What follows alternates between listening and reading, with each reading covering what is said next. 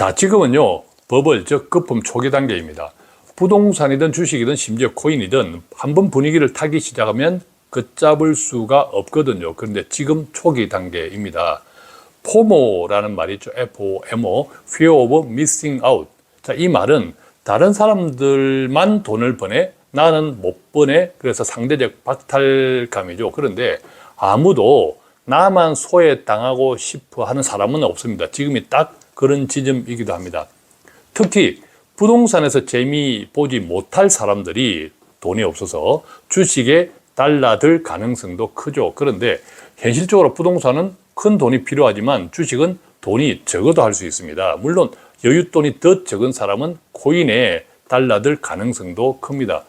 결과적으로 미국의 트럼프 대통령의 취임 전후로 코인이 먼저 불을 붙였고, 그 다음에 한국의 부동산 그리고 지금은 주식까지 쌍거리를 하고 있습니다. 한마디로 강한 버블의 시작입니다. 그런데 꼭 기억하셔야 될 것은 모든 버블 거품은 항상 엄청난 후유증을 남기고 끝납니다.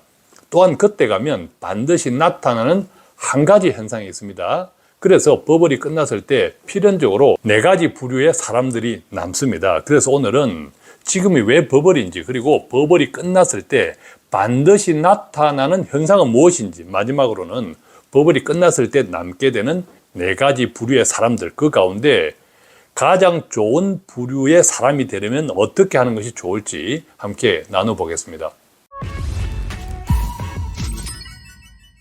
먼저 현재 한국을 강타하고 있는 버블 거품의 구체적인 현상을 한번 살펴볼까요? 최근 언론에서 패닉 바잉이라는 말이 등장했죠. 한마디로 묻지마 매수입니다. 예컨대 3천만 원 깎자고 했더니 오히려 1.5억 원을 올렸다는 말이 나올 정도.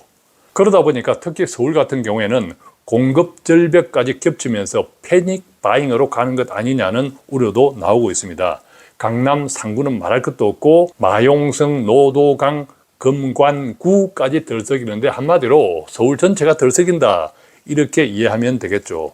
한국일보 같은 경우에는 그 원인을 6가지를 꼽았는데, 첫째, 이재명 정부가 부동산 규제를 언급하지 않고 있고, 둘째, 금리가 내려가고 있고, 셋째, 공급 절벽 우려도 크고, 넷째, 분양가도 이미 올랐고, 다섯째, 똘똘한 한 채 선호가 더 강화됐고, 여섯째, 지난 2021년, 2022년 급등의 추억도 남아있다, 이렇게 분석했습니다. 주식시장도 한번 볼까요? 자, 코스피 5천 간다, 이렇게 이야기했죠. 그런데 최병천 소장, 신성장경제연구소를 맡고 계시는 소장인데, 최근 주가가 오르는 3가지 요인을 분석했습니다. 첫 번째는 상법 개정안에 대한 기대감입니다. 최근 민주당에서 원내 총무가 새로 뽑혔잖아요. 김병기. 이 김병기 원내 총무가 1순위로 통과시키겠다라고 약속한 법이 상법 개정안입니다. 자, 상법 개정안은 다음에 구체적으로 한번 다루겠습니다. 두 번째는요, 환율 효과도 크다. 환율이 요즘 떨어졌잖아요. 외국인 투자자들은 그래서 안전자리에서 한국 주식에 투자함과 동시에 환차익을 얻을 수 있다. 세 번째는 추가 경정, 추경과 확장적 재정 정책에 대한 기대감도 있다. 제가 얼마 전에 돈이 엄청나게 풀리고 있다 말씀드렸잖아요. 그게 사실입니다. 돈이 많이 풀린다는 것은 당연히 거품, 버블을 일으킵니다. 부동산, 주식 말할 것도 없고. 자, 이 3가지 원인인데, 그 결과 구체적으로 보면 한국의 주가 자산 배율 PBR이라고 하죠. 이것은 평균이 0.8배 수준이다. 즉 주식시장에 어지간한 기업들의 한 주의 가치, 한 주의 가격이 그 기업이 만약 망했을 때 그 기업이 가진 자산들을 다 팔았을 때 그 가격보다 오히려 싸다. 단순하게 이야기하면 그 기업이 망해도 주식이 손해보지 않는다, 이 뜻이죠. 0.8배, 1 이하라고 하는 것은. 한국은 0.8배다. 근데 대만은 2.6배. 한국보다 무려 3배 이상 많죠. 심지어 중국은 1.5배, 한국은 2배 이상. 신흥국 24개국 평균이 1.8배라고 합니다. 자, 미국은 4.8배, 일본은 1.5배, 선진국 23개국 평균은 3.5배다. 자, 그러니까 단순하게 PBR만 보면 얼마든지 몇 배씩 더 오를 수 있다는 뜻입니다. 자, 상법 개정안은 배당 정책, 주주 환원 정책 등등을 통해서 PBR을 상승시키는 효과가 있습니다. 자, 그러니까 지금 대만이 한국은 0.8배, 대만은 2.6배니까 대만 기준으로 하면 충분히 3배 이상, 3배 이상이니까 지금 현재 코스피가 3,000이라고 보면 당연히 그 이상 간다, 5,000도 가능하다. 즉 PBR이 일본 수준만 돼도 코스피가 4,800이고 대만 수준이면 8,320까지 가능하다라고 이야기합니다. 자, 그렇다면 이 같은 버블 상황에서 어떻게 하는 것이 좋을까? 물론 언젠가 버블은 엄청난 후유증을 남기고 끝납니다. 그런데 그때 가서 반드시 기억해야 할 한 가지 현상을 잊지 말아야 합니다. 그것이 뭐냐 하면요, 버블이 끝났을 때 돈 가치가 엄청나게 떨어져 있다는 것입니다. 버블은 곧 소비를 촉진하죠. 흥청망청입니다. 너도 나도 돈을 벌었다 하니까 당연한 현상이죠. 그 과정에서 필연적으로 물가는 오르고 돈 가치는 떨어집니다. 그래서 버블이 끝났을 때 크게 네 부류의 사람들이 남습니다. 여러분들은 어떤 사람이면 좋겠는지 잘 들어보십시오. 첫째, 가장 좋은 경우입니다. 버블을 이용해서 한 몫을 크게 잡은 사람들이죠. 물가가 오르고 돈 가치가 떨어져도 그 이상의 돈을 번 사람들입니다. 예컨대 지난 2021년 아파트 값이 치솟았을 때 가장 비싼 가격에서 팔고 나온 사람들입니다. 반대로 둘째는요, 가장 나쁜 케이스입니다. 어떤 경우냐면 버블이 끝났는데 돈도 못 벌고 오히려 손해만 입었는데 그나마 물가가 올라서 생활고에 시달리는 사람들입니다. 그런 사람 되기 원치 않죠. 자, 왜냐하면요, 버블이 끝났다는 것은 곧 경제 위기 혹은 그것에 준하는 경기 침체가 동시에 오기 때문입니다. 그래서 이들은 오래지 않아 개인 파산이나 회생으로 떨어질 가능성도 있습니다. 자, 세 번째 부류 보겠습니다. 버블이 끝났을 때 가장 대다수 보편적인 경우는요, 돈을 잃지는 않았지만 많이 벌지도 못했는데 물가가 올라가지고 결과적으로 총자산의 실질 가치가 줄어든 사람들입니다. 예컨대 지난 2021년 아파트 값이 치솟는 시기에 집을 일찍 오르던 가격에 팔지 못하고 집을 일찍 팔아버렸던 사람들입니다. 땅을 치고 후회했죠. 부부싸움도 많이 했습니다.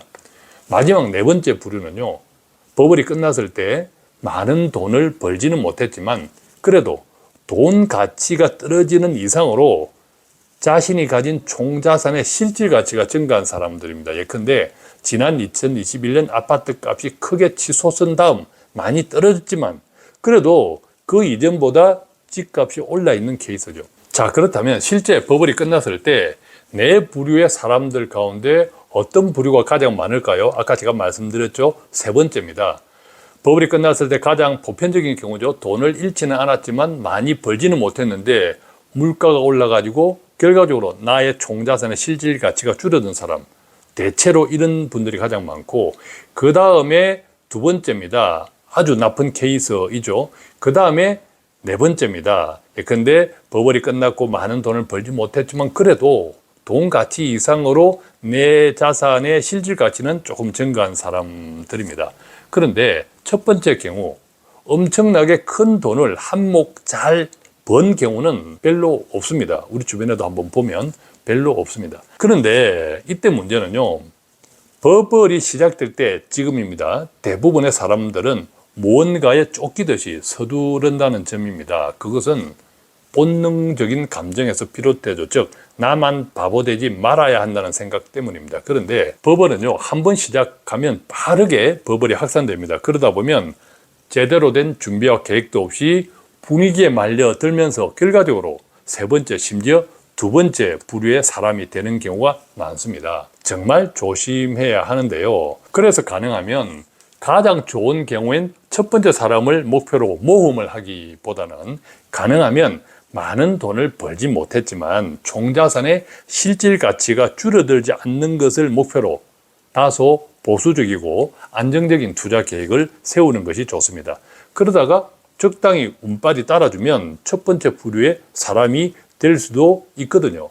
물론 그 이상의 능력이 된다고 생각하면 그것은 제가 관여할 바는 아닙니다. 그래서 능력껏 하십시오. 어쨌든 버블이라고 하는 것은 분명 모든 사람들에게 기회다. 그것은 틀림없는 사실이기 때문이죠. 자, 그렇다면 구체적으로 어떻게 하면 좋을까요? 5가지 방법을 말씀드리겠습니다. 물론 선택은 듣는 분들의 몫이겠죠. 첫 번째는요, 개별 종목에 직접 투자하는 것보다 ETF와 펀드와 같은 간접 투자가 좋습니다. 그것도 테마형보다 대표 지수를 추종하는 ETF가 좋습니다.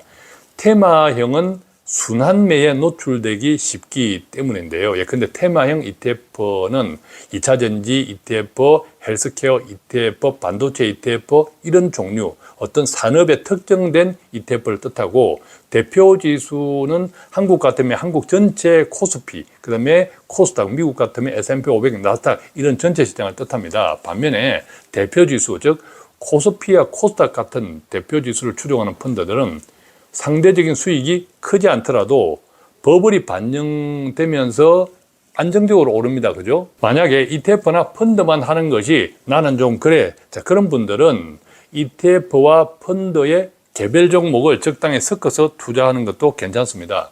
저희 바인 투자 자문에서 운영하는 액티브 포트폴리오도 그렇게 구성되어 있거든요. 자, 두 번째입니다. 비록 국내장이 뜨겁다고 하지만 기본적인 경제 펀더멘탈은 불편한 것도 사실이죠. 따라서 미국장을 떠나지 않는 것이 좋겠다 이렇게 생각합니다. 사실 제 개인적으로는 여전히 미국 주식시장을 선호하는 편이기도 합니다. 특히 최근 환율이 떨어졌죠. 그 결과 보다 저렴하게 달러를 바꾸어서 투자할 수 있다는 것도 장점이라고 생각합니다. 어쨌든 경제 펀더멘탈은 한국보다 미국이 좋다. 특히 한국은 수출로 먹고 사는 국가라는 점도 기억하면 좋겠습니다. 자, 세 번째입니다. 빚내어 투자하면 안 되겠죠. 정말 위험합니다. 당연한 이야기입니다. 인생이 살아보니까 내 뜻대로 되는 것은 아니더라. 그러니까 무리하지 말고 생활비를 아껴서라도 여윳돈을 만들어서 투자하십시오. 강력히 말씀드립니다. 네 번째입니다. 비록 적은 돈이지만 매달 적금식으로 투자하는 것이 좋습니다. 이때 중요한 것은 비록 떨어지더라도 계속 투자해야 합니다. 설령 폭락하더라도 계속 투자해야 합니다. 적금식이니까. 그랬을 때 만약의 경우에도 손실이 훨씬 적고 반대의 경우에도 일정한 수익을 얻을 수 있다. 이것이 적금식 투자의 매력이거든요. 결국 투자라고 하는 것은 돈과 시간의 함수입니다. 적금식으로 투자하는 횟수가 많아질수록 원금도 많아지고 시간이 길어질수록 수익도 안정적이 됩니다. 마지막 5번째입니다. 만약 여윳돈이 목돈이라면 배당받는 투자 상품에 관심을 가져 보십시오. 매년 배당으로 5% 이상씩 받으면서 원금은 원금대로 불려갈 수 있다면 금상첨화겠죠. 배당은요, 주식 가격이 떨어져도 나옵니다. 예컨대 삼성전자가 주식 가격이 떨어져도 배당은 나오잖아요. 마찬가지죠. 일종의 안전마질 역할을 합니다. 배당이라는 것이. 저희 바인 투자자문에서 자문 운영하는 에거팩토리 같은 배당형 포트폴리오도 연 5%, 6%의 배당이 매달 단위로 나옵니다. 특히 만기가 없기 때문에 언제든 인출할 수 있는 장점도 있죠. 참고로 저희와 같은 투자 자문 회사는 고객의 돈을 직접 수취하지 않고 고객의 돈이나 계좌 관리를 증권회사에서 합니다. 저희 바인 투자 자문의 경우에는 삼성증권과 많이 하고 있습니다. 자, 오늘은 이렇게 코인에서 부동산 그리고 주식에 이르기까지 이미 버블이 시작되었다라고 생각하는데, 이 버블이 시작된 초입에서 어떻게 하는 것이 내 자산을 지키고 불릴 수 있을지에 대한 몇 가지 생각을 나눠 보았습니다. 답답할 수 있고 불안할 수도 있으나 이 같은 현실에서 조금이라도 도움이 되었으면 좋겠습니다. 고맙습니다.